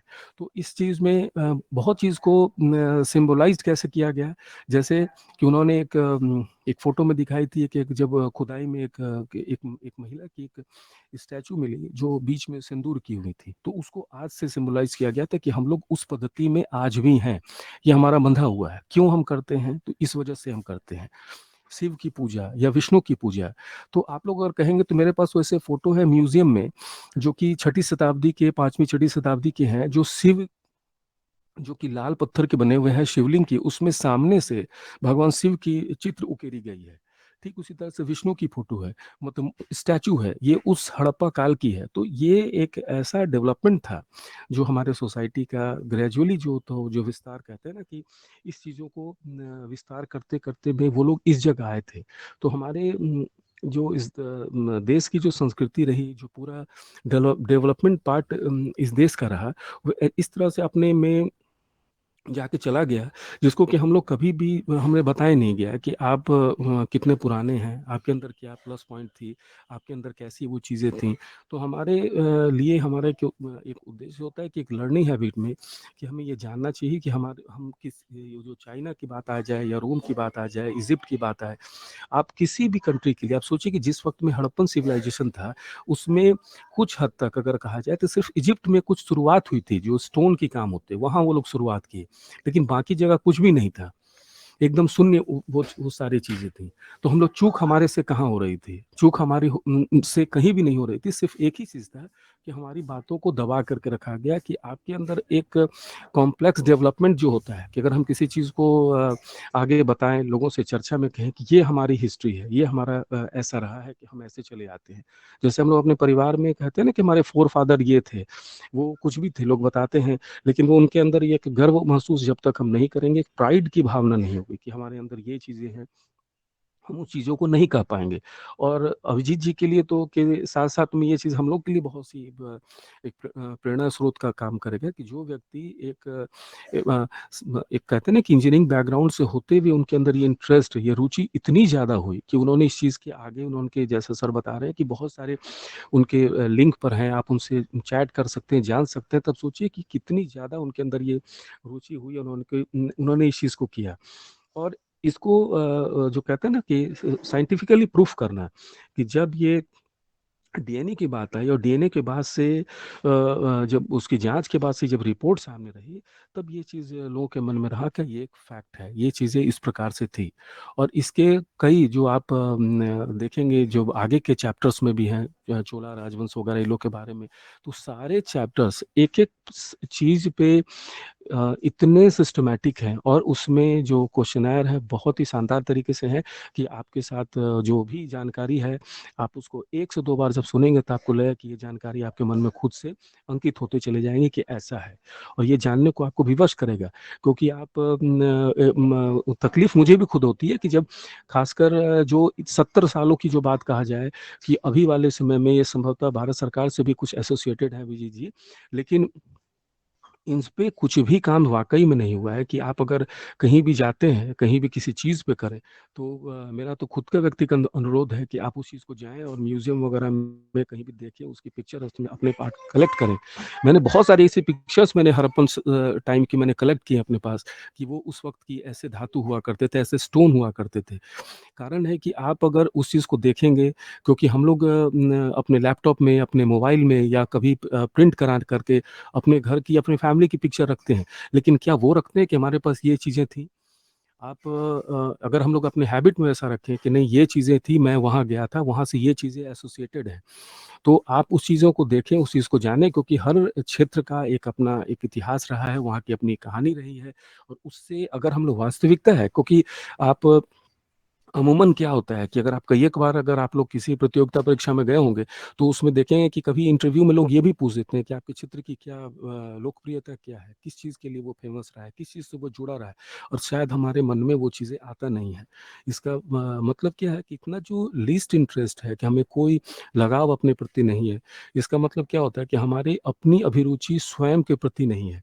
क्योंकि एक जो कहते हैं ना कि आप किसी के लिए जो संवेदनशील होने के प्रति, स्वयं के प्रति आपकी सहभागिता कितनी है, कितना जानना चाहते हैं देश को और अपने देश के इतिहास को। इन्हीं शब्दों के साथ मैं अपनी बातों को विराम देना चाहूँगा, और आप लोग सब लोग इस चीज़ को देखें और कोई अगर जानकारी हो तो पूछ सकते हैं। जी, धन्यवाद। जी, धन्यवाद आदरणीय रवि जी। अगर सदन में किसी का कोई सवाल हो आदरणीय रवि आदित्य जी के उद्बोधन पर या सुझाव हो या जोड़ना चाहते हैं तो अनम्यूट करके अपनी बात रख सकते। आदरणीय धर्मेंद्र सिंह बुंदेला जी, जी स्वागत है आपका। आदरणीय भाई साहब, सदन का बहुत बहुत धन्यवाद। इतनी भारतीय संस्कृति के ऊपर जो आज चर्चा हो रही है, यह विश्व के बहुत, भारत के लिए बहुत अच्छी बात है। इसके लिए हम लोग भी प्रयास करेंगे, और रवि आदित्य जी के पास जो भी ज्ञान है, उन्होंने बहुत अच्छी जानकारी अपन को दी है। अपन को बहुत अच्छा लगा भाई साहब, आपके जो नया अपन ने विषय शुरू किया है, इस विषय को लेके अपन भी प्रयास अपने स्तर से जो भी होगा करेंगे। जी भाई साहब, बहुत बहुत धन्यवाद। जी धन्यवाद बुंदेला जी। ये बहुत जरूरी है क्योंकि हमने अपने बारे में नहीं जाना, अगर अपने देश के बारे में नहीं जाना। जी आदरणीय बहन प्रणाली जी, आपका स्वागत। बहुत बहुत करिए धन्यवाद। आज जी। हाँ ओम, आज जो विषय आगे आ रहा है वो तो हमारे मन में कितने दिन था। हमारी पुरातन भारतीय संस्कृति जो सच है, और स्कूल में जो झूठा सिखाया जाता है, सब झूठ सिखाया जाता है, ये तो मेरे मन की व्यथा थी, पीड़ा थी। तो आज मुझे बहुत धन्यता लगी कि ऐसा इतिहास जो सचमुच सच है और जो हमें पढ़ाना चाहिए और स्कूल में सिखाना चाहिए, उसके बारे में चर्चा चल रही है। ये मेरा भी सौभाग्य है कि मैं एक श्रोता के रूप में, स्टूडेंट के रूप में ये सीखने का आज से प्रयास करूंगी। मेरा फोन आ रहा है बार बार। ओम, तो धन्यवाद। धन्यवाद आदरणीय बहन जी। और आदरणीय डॉक्टर साहब विनोद भट्ट जी का स्वागत है। जी ओम, मैं असल में रवि आदित्य जी की बात में एक चीज जोड़ना चाह रहा था कि उसमें उन्होंने व्याख्यान में गोत्र की बात करी है। जो डीएनए की जो बात थी उसमें गोत्र की बात करी है कि जो पिता से जो गोत्र चलता है, और वो आज से नहीं, हमारे वो वही लिनिएज है, वही। तो ये हमारे जो पुरातन जो हमारी संस्कृति थी उसमें इस चीज का सारा पूरा वर्णन था, उसको हमने किसी न किसी तरह से झुठला दिया या हम उसको विश्वास नहीं करते। उसका मुझे एक जो कारण जो लगता है, पहला कारण, कि अगर आप शुरुआत में हमारे प्रथम 4 जो शिक्षा मंत्री देखें तो उससे ही आपको अंदाजा आ जाएगा कि क्यों हमारा मुगलों का जो उनका इस तरह से महिमा मंडन किया गया है, तो वो उसको आपको पता लग जाएगा। इस बारे में मुझे कहने की आवश्यकता नहीं है। लेकिन आज बहुत अच्छी बात है कि हम इस प्रति जागृत हुए हैं। और मैं एक चीज नहीं कह रहा हूं, मैं, आप किसी भी क्षेत्र में ले लीजिए, आप जो, अगर आप नौसेना की बात कर लीजिए, वो भी हमारे भारत में सबसे प्रथम हुई। और आप अगर इवन पाइथागोरस प्रमेय की बात करें तो हमारे ऋषि ने खोजी हुई है वो। आप न्यूटन का जो नियम है वो हमारे ऋषियों ने पहले ही उसके बारे में बताया था। तो मैं कितनी बात कहूं, मैं मतलब इस बारे में हमारी जो चर्चा है, ये अगर हम महीनों भी चलाएं तो भी हमारा समय पूरा नहीं होगा। क्योंकि मैंने अपने लिए समय कल मांगा था, इसलिए मैं क्षमा चाहता हूँ। बीच में मुझे ये बोलने का मुझे ये लगा कि रवि आदित्य जी ने छूट गया है। तो मैं इसके लिए इसको जोड़ने के लिए प्रस्तुत हुआ। धन्यवाद। धन्यवाद सर। आप हमारे मार्गदर्शक हैं सदन के, और आपका स्नेह और हमेशा हम सबके साथ है, और आपने जो सुझाव दिया है बहुत महत्वपूर्ण है। वंशवाद और गोत्र, जब भी हम कहीं जाते हैं, अभी हम अपने गोत्र के बारे में जानते हैं तो बड़ी उत्सुकता के साथ पूछते हैं। अब वो हम लोगों ने खो दिया था ध्यान इस तरफ, और जो नई परंपरा में हम कर रहे थे, जी रहे थे, अब हमें आज याद हुआ। और युगहर परिवार और आप सबके माध्यम से जो इस पे चर्चा हो रही है, चर्चा जारी रहेगी, क्योंकि ये बहुत महत्वपूर्ण विषय है। मैं आदरणीय दिनेश जी सेमवाल जी को सादर आमंत्रित करता हूँ कि वो आए और अपनी सदन में अपना बात रखें इतिहास के बारे में। आदरणीय दिनेश जी।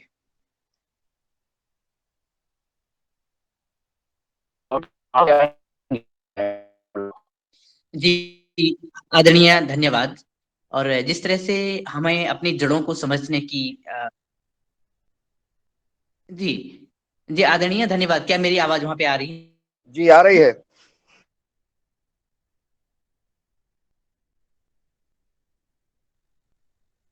जी बोलिए।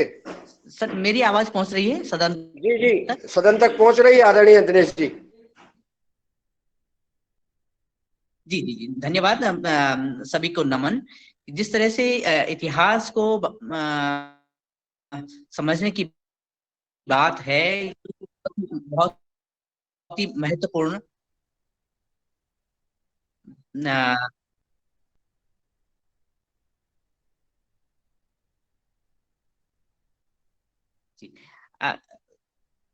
इतिहास को जानना अपनी जड़ों को पहचानना का एक अवसर है, और इसको जीना अपने प्रभुत्व को आगे बढ़ाना जैसा है। लेकिन अगर इतिहास को मटियामेट कर दिया जाए तो हमारे जीवन की सभ्यता एक अनाथ की तरह हो जाती है, और फिर हमें भोगना पड़ता है दास्ता जो हमने अंग्रेजों के और मुगलों के बीच जो ये साम्राज्य आए उसमें हमने जिया। और उस अच्छा, मुझे लगता है सर मेरी आवाज पूरी तरह से आ रही है, नहीं आ रही, कुछ पता नहीं चल रहा है। एक आ रही है आपकी आवाज पूरी। आदरणीय दुबे सर, क्या मेरी आवाज वहां पे पहुंच रही है? आ रही है सर। सर आ रही बिल्कुल, आप निश्चिंत रूप से बोलिए, सबको आवाज आ रही।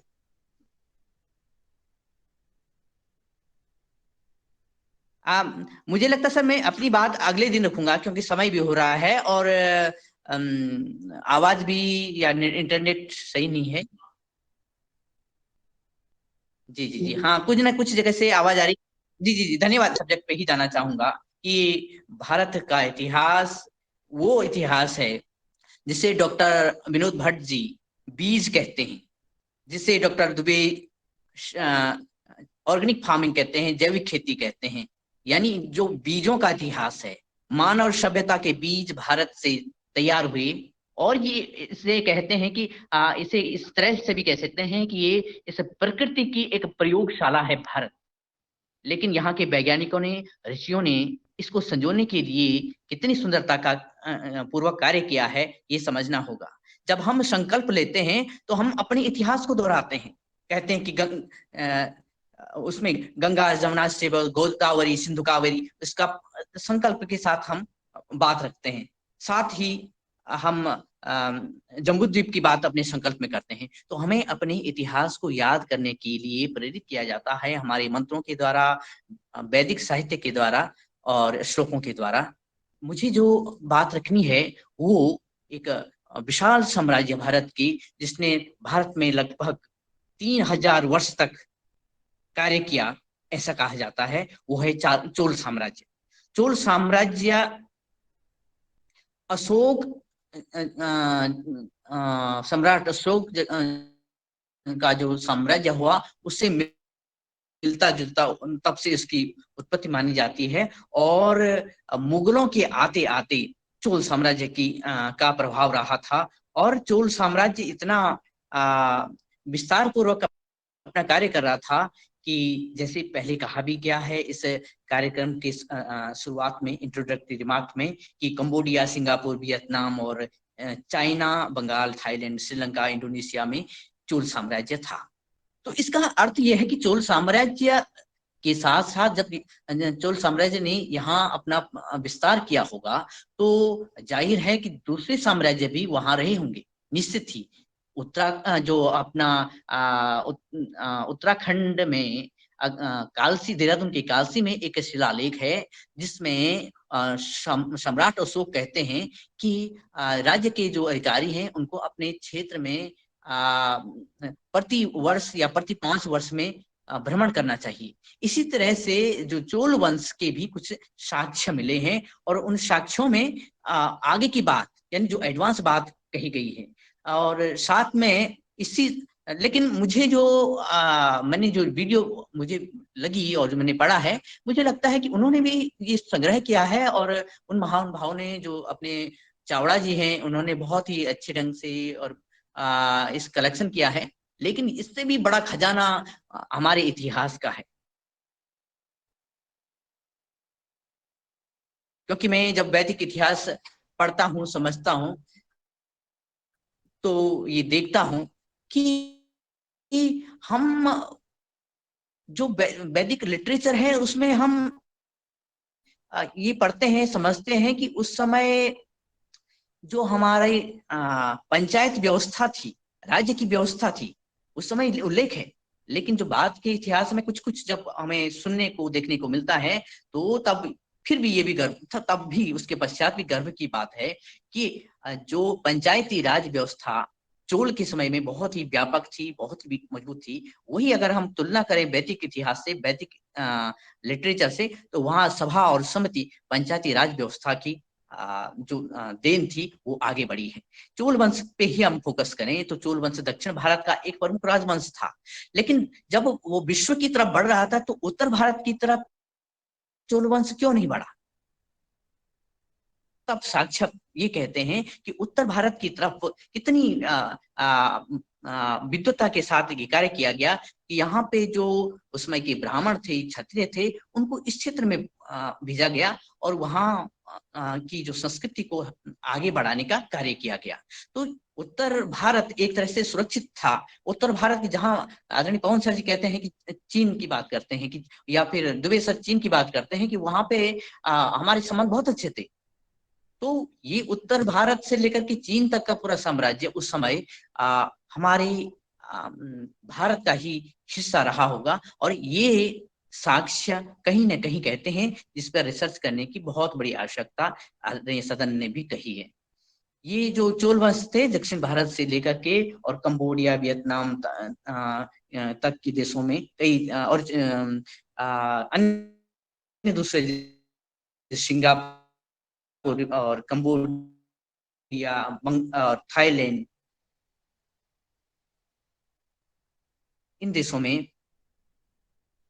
फैले। लेकिन इन्होंने आक्रांताओं की भांति वहां पे संहार नहीं किया, बल्कि उन राजाओं को, उन डाकुओं को अपने रास्ते से हटाया जो कि उनको लगता था कि हाँ, यहाँ पे अच्छे एक सनातन परंपरा को बढ़ाना चाहिए। लेकिन वहां के जनता जनार्दन का उन्होंने कत्लेआम नहीं किया, जो कि बाद के जो मध्यकालीन भारत में देखने को मिलता है और जो हमारे आधुनिक भारत के प्रारंभ में भी देखने को मिला था।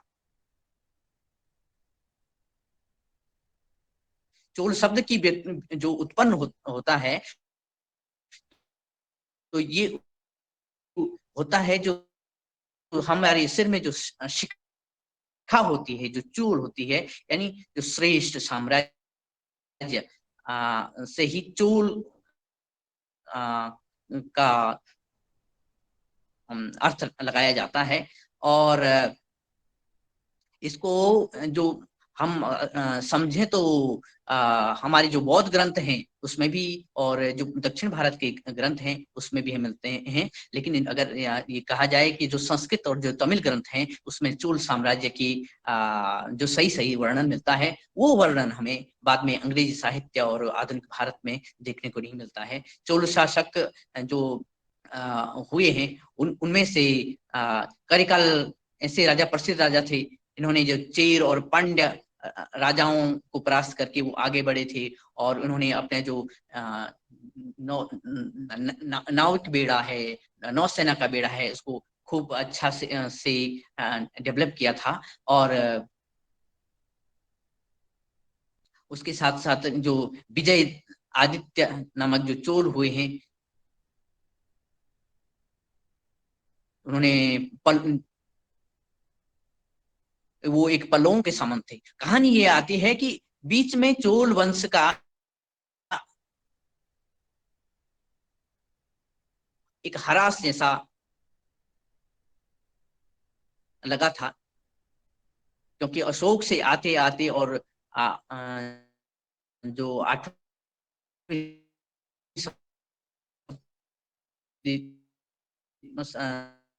शताब्दी तक में इनका प्रभाव नहीं दिखा, लेकिन बीच में उन्होंने जो विजय आदित्य हैं, वहां से फिर कहानी आगे बढ़ती है। आदित्य प्रथम जो विजय आदित्य के बाद हुए हैं, फिर जो 907वीं ईस्वी है, उसमें प्रांतक राजा हुए हैं। और उस एक आगे बढ़ते बढ़ते उन्होंने जो विकास किया, मंदिरों का विकास किया। अगर उनके जो दक्षिण भारतीय मंदिर देखेंगे तो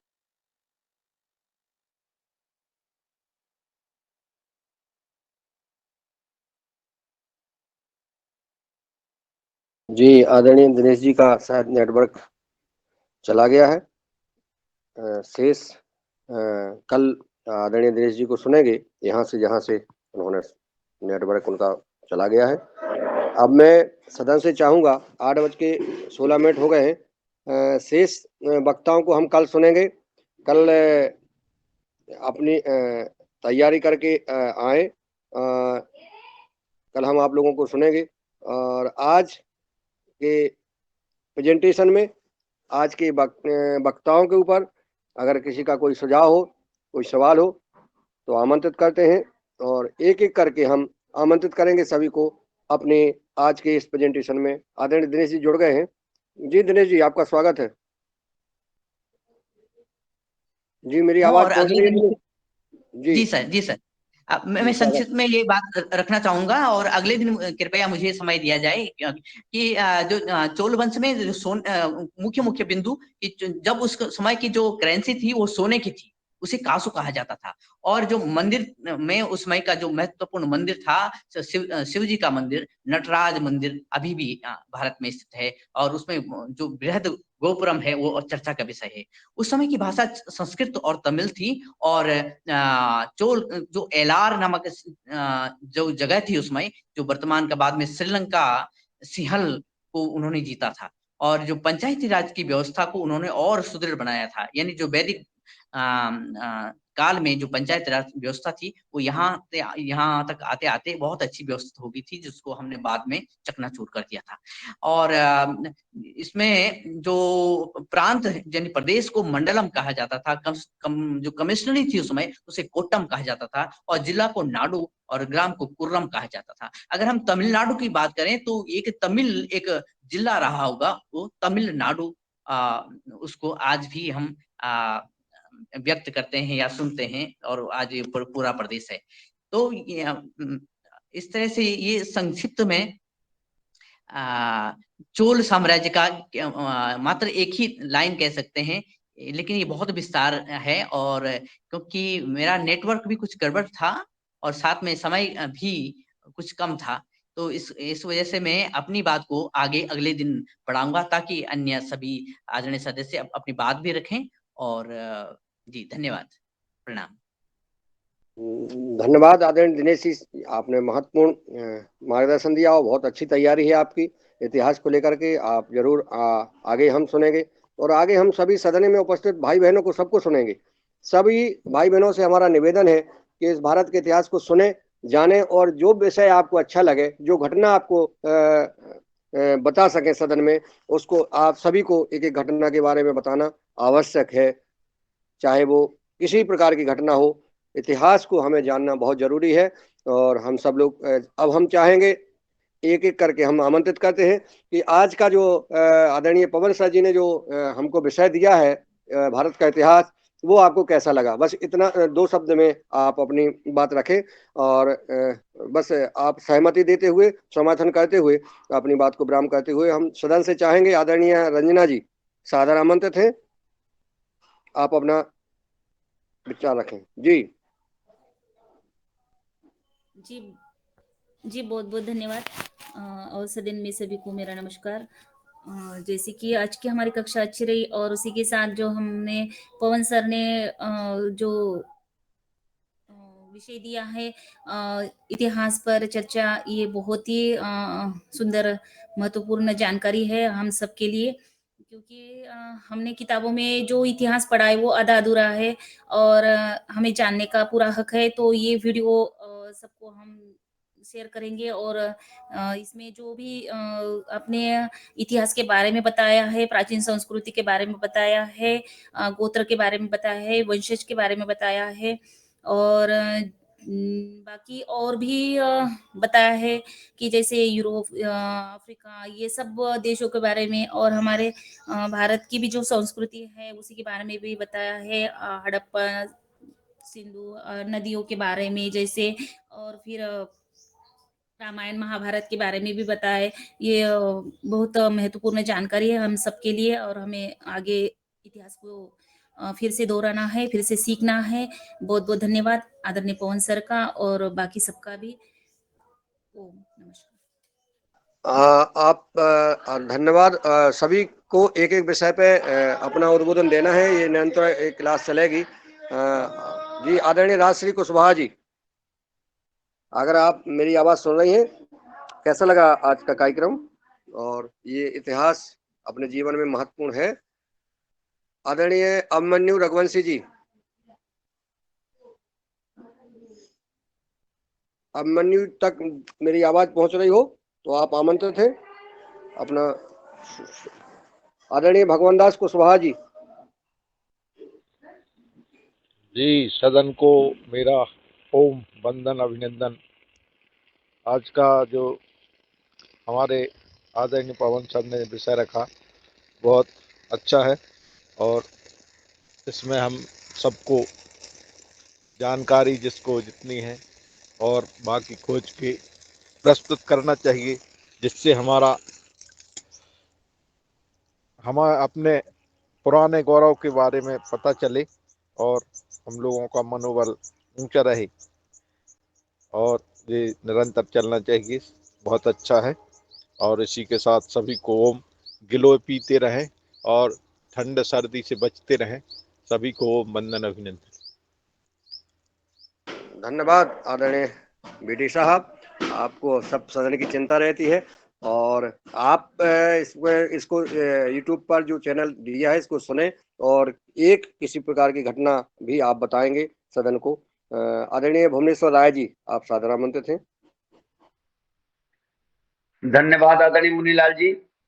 आज का जो विषय आदरणीय पवन सर ने रखा है, निश्चित रूप से इस योगाहार क्लास के लिए एक इतिहास जानने की बात है। जैसा कि हम लोग हर क्षेत्र में जानकारी करने की कोशिश करते हैं और मैं आपको बताऊं कि मुझे खुद आज थोड़ा सा आधा घंटा के लिए मॉर्निंग में निकलना था, लेकिन जब मैं ये चैप्टर देखा तो मैं खुद बैठ गया और एक एक बात को बड़ी ध्यान से सुना। वास्तव में मैंने ये अभी तक देख नहीं पाया हूं, लेकिन मैं इसको विधिवत देखूंगा और इस पर मनन करूंगा। निश्चित रूप से जो भी है जानकारी बढ़ रही है। सबसे बड़ी बात यह है कि इसमें जानकारी का बढ़ना बहुत जरूरी है।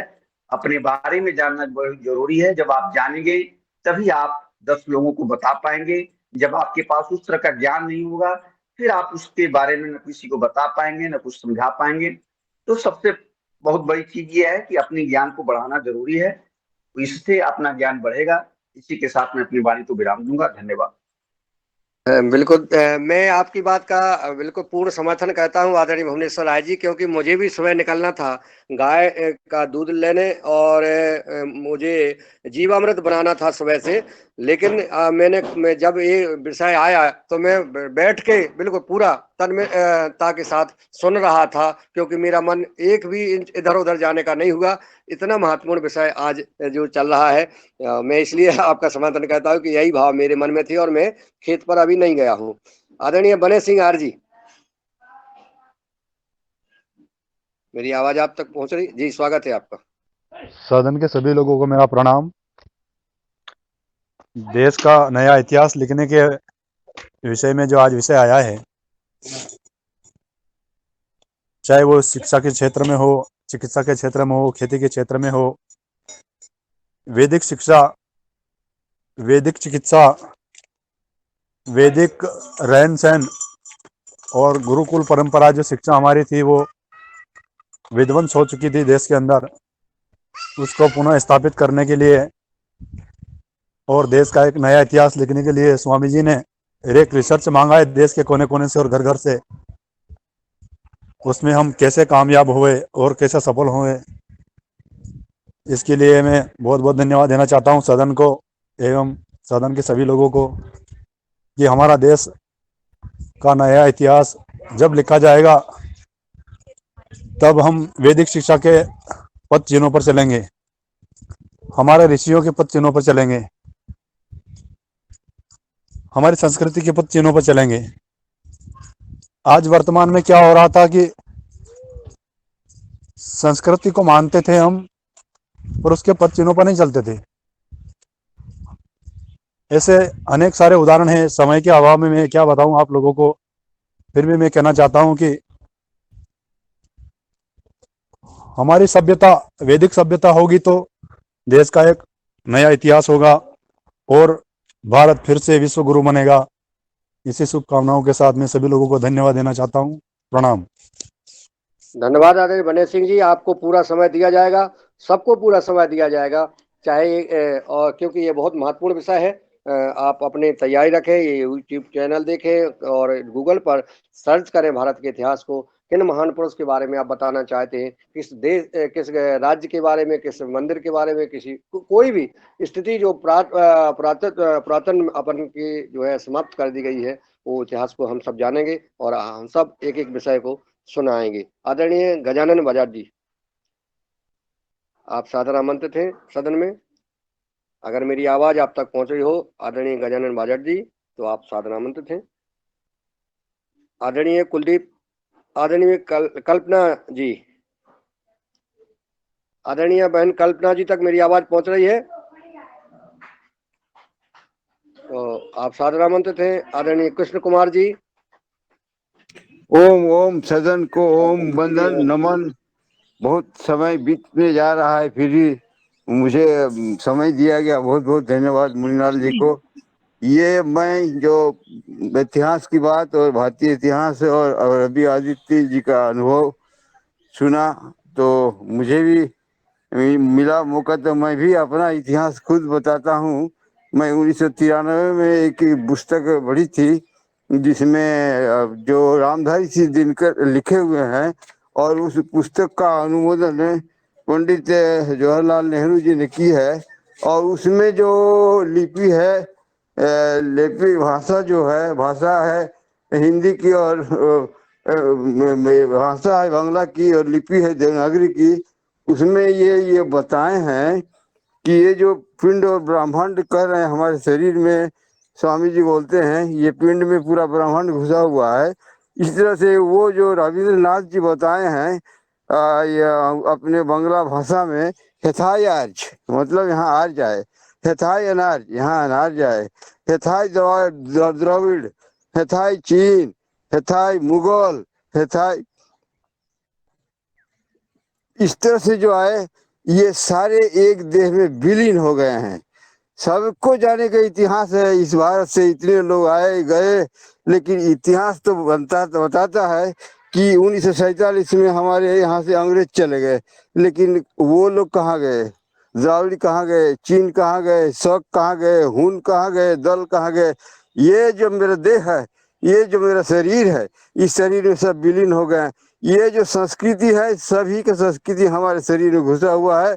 हम लोग विश्व गुरु ही सबको, यहाँ के सभी व्यक्ति विश्व गुरु हैं, क्योंकि सभी के संस्कृति, सभी के व्यवहार कुशल सब कुछ हमारे अंतर्निहित है, समाये हुए हैं। इस तरह से मैं नहीं कह रहा हूँ, इतिहास कह रहा है, हमारे आदरणीय दिनकर जी कह रहे हैं। मैं तो केवल आप लोग के सामने इस बात को पुष्टि कर रहा हूँ। मैंने पढ़ा था और इस जेहन में आ गया, इसलिए कि ये बात में सच्चाई है।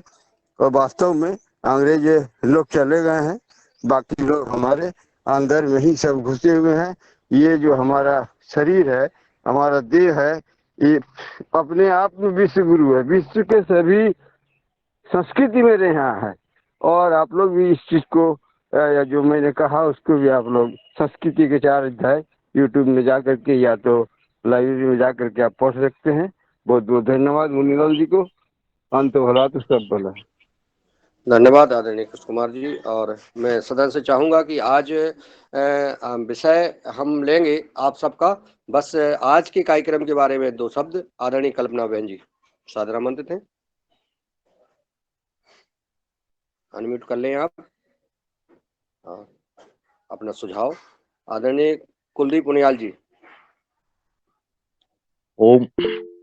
आज का जो विषय था हमारा, ये काफी महत्वपूर्ण है। अपनी जड़ों को जानने के लिए जो है ये एक अवसर है, और ये बहुत ही सुंदर एक जो है जो हमने शुरुआत की है कि इससे जो है हमें अपनी बातों को जानने का अवसर मिलेगा, अपनी जड़ों को जानने का अवसर मिलेगा। क्योंकि हो ये रहा था कि हम लोग जो है अपनी संस्कृति को बताने के बजाय जो है पड़ोसी की संस्कृति बताने के लिए जो है हमारे साथ जो प्रयास किए गए, उससे जो है हम अपनी जड़ों को भूलते जा रहे हैं और उनसे दूर होते जा रहे हैं। तो ये बहुत ही मतलब जो है अच्छा विषय था, और इस विषय पे जो है चर्चा होनी चाहिए, और इसमें जागरूकता बढ़नी चाहिए, लोगों की जागरूकता बढ़नी चाहिए। जैसे मैं भी चाहता हूँ कि मेरा बच्चा जो है, मैं अपने बेटे को बताता हूँ कि नहीं, हमारा क्या है पिछला इतिहास है, आप उसी पद चिन्हों पे चलिए। अगर मैं पड़ोसी का बताना चाहूँ कि आप पड़ोसी के पद चिन्हों पे चलिए, तो वो आगे जाके जो है उसको दिक्कत जरूर होगी। और जो आज हम भुगत रहे हैं वो आज सामने हमारा। इसलिए हमें जो है अपनी जड़ों को जानना बहुत जरूरी है। तो बहुत ही अच्छा प्रयास है ये, और मैं शुभकामनाएं देता हूँ इस विषय को लेकर पवन जी को, खासतौर पे जिन्हें जो है इस विषय को उठाया है, इस मुद्दे को उठाया है। तो धन्यवाद आप। धन्यवाद आदरणीय कुलदीप पुनियाल जी। आपने बहुत महत्वपूर्ण बात कही कि हम पड़ोसी को का इतिहास पढ़ा रहे हैं, हमें अपना इतिहास जानना चाहिए। बहुत सुंदर। आदरणीय शरद वर्मा जी सादर आमंत्रित हैं आप। हाँ, सदन को कोटि कोटि प्रणाम। आज पवन सर ने जो इतिहास की चर्चा पे जो रखा है वो बहुत उपयोगी है। ऐसे हमारे मध्य प्रदेश के जो 12th के जो पाठ्यक्रम में इतिहास के बारे में काफी पढ़ाया जाता है, लेकिन उसमें कुछ चैप्टर मुगल के ऊपर ज्यादा दिए गए हैं। वो एक सोचनीय विषय है।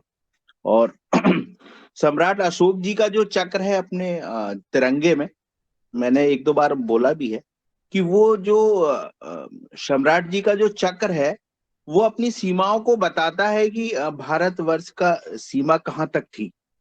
और उस समय सम्राट जी ने 23 जो विश्वविद्यालय खड़े करे थे, तो वो बड़े मतलब बहुत बड़ी बात थी। इसलिए उनको अपने झंडे में चक्र के रूप में उनको जगह मिली है, जो एक विशेष चक्र है। और उस पे अब 10 पॉइंट जो मेन हैं अपने, जो पवन सर ने बताए हैं कि इन पॉइंटों पे अपने को ध्यान देना है। तो जैसे कि सबसे पहले जो नदी हुई है वो सरस्वती नदी हुई है अपने यहाँ, जिसको कि बाद में जाके वो मतलब अंदर समाहित हो गई थी। तो वो नदी के आसपास जो भी आदमियों का जन्म हुआ, और जैसे वो बढ़े और धीरे धीरे जो सभ्यता बढ़ी हैं, और वो सभ्यताएं जो जिनका विकास हुआ, जिन पर चर्चाएं हुई, तो वो 10 पॉइंट बड़े महत्वपूर्ण हैं। वो बहुत सारे बिंदुओं को क्लियर करते हैं कि अपना सही इतिहास क्या था। इतिहास की ओरिजिनिटी की जो जानकारी है वो देते हैं अपने को, कि अपना कैसा था, अपन लोग कैसे रहते थे, कैसे सभ्यता बढ़ी धीरे धीरे अपनी। तो वो मेन अपना था कि कैसे अपन लोग ने विकास किया। अब कई हजार 65,000 वर्ष पहले की बात थी वो, थोड़ी ना बहुत, जिसमें वो होमोसेम्पियंस जो अफ्रीका महाद्वीप से जो भारत में उपमहाद्वीप में पहुंचे थे, तो वो काफी 65,000 वर्ष। तो ये चीजें डीएनए से शायद पता की जा सकती हैं कि कैसे क्या विकास हुआ है। और जैसे हड़प्पा सभ्यता जो आई अपने यहाँ पे, और फिर हड़प्पा के बाद जब ऋग्वेद आया, ऋग्वेद से बहुत सारी चीजें अपने आई। संस्कृत का जो अपना वो है, जिसको अंग्रेजों ने संस्कृत का अपना जो मंदिरों में पढ़ाया जाता था, वो उन्होंने बंद करवाया और अपनी सभ्यता को उन्होंने हमारे ऊपर थोपा। वो सब चीज देखने को मिलता है और बहुत अच्छी ये चर्चा चल रही है और इस पे बहुत सारी चर्चाएं होनी है। इसमें बहुत कुछ अच्छा निकलेगा जो कि भारत देश के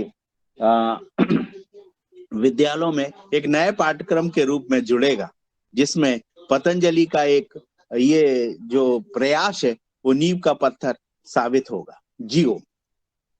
धन्यवाद आदरणीय शरद जी। जरूर आपका सुझाव और रोज हम सुनेंगे, हम सबको इस पर चर्चा करेंगे। आदरणीय ओंकार नाथ जी अपने सदन में अपनी सहमति व्यक्त करें। आज की कैसा योगाहार कार्यक्रम जो आपने इतिहास के बारे में चर्चा हो रही है कैसी रही? मेरी आवाज आप तक नहीं पहुंच रही है। आदरणीय पुण्यकाम सावंत जी।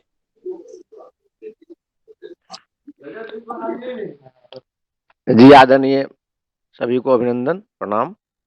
और आज के कार्यक्रम के बारे में मैं इतना जरूर कहना चाहूँगा कि आदरणीय पवन सर द्वारा जो ये इतिहास से जुड़ी हुई बातें के बारे में चर्चा हुआ है, ये हम लोगों के लिए बहुत ही अति आवश्यक है, क्योंकि हमारा इतिहास सही जैसा कि हम सभी जानते हैं बहुत ही गौरवपूर्ण है, समृद्धशाली है और जीवन के प्रत्येक क्षेत्रों में वो अपने चरम पर रहा है।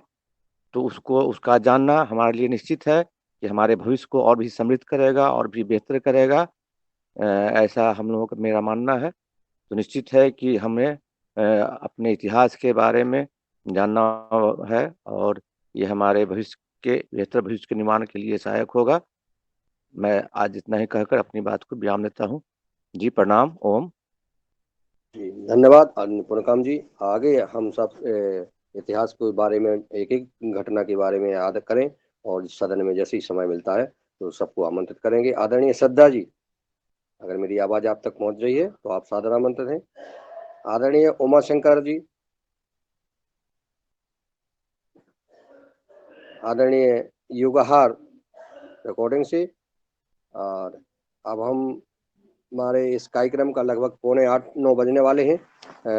हम उपस्थित सभी महानुभावों को कोटि कोटि प्रणाम करते हैं, वंदन नमन करते हैं कि आपके सहभागिता से और सहयोग से यह सदन निरंतर 600 दिन पूर्ण कर रहा है और इस सदन में महत्वपूर्ण चर्चा हो रही, राष्ट्र के लिए, समाज के लिए और हमारे भविष्य के ऊपर चर्चा होती है।